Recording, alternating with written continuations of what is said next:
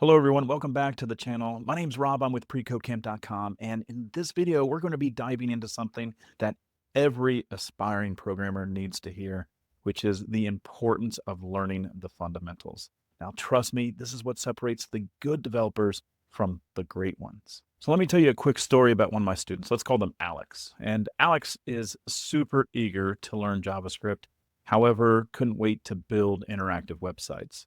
So early on in the course, we're going over loops. We're learning loops for a couple of days, right? And they ask me, why are we spending so much time on this? When am I going to actually use loops? And so I told Alex, trust the process.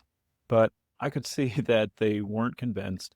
And if we were to fast forward a few weeks, we started learning about the DOM and manipulating elements, creating lists dynamically, right? And making these pages respond to users' inputs. That's exactly when it clicked for Alex.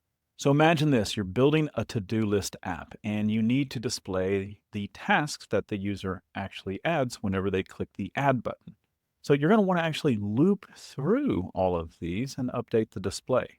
So it's those loops that we practiced become the backbone of the project. And that's when Alex was like, oh, that's why we learned loops. So the magic of fundamentals, right? If we were to build a house, they are the foundation. And without them, you can't build anything stable. So concepts like loops, variables, and conditionals are the tools that you're actually going to use over and over again. Whether you're handling DOM, working with APIs, or even debugging your code. So if you're ever feeling stuck or wondering why you're learning this particular concept, just remember Alex's story, trust the process. These fundamentals are going to show up in ways that you have yet to imagine.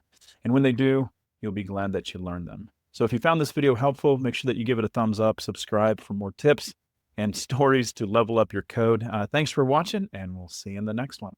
Take care.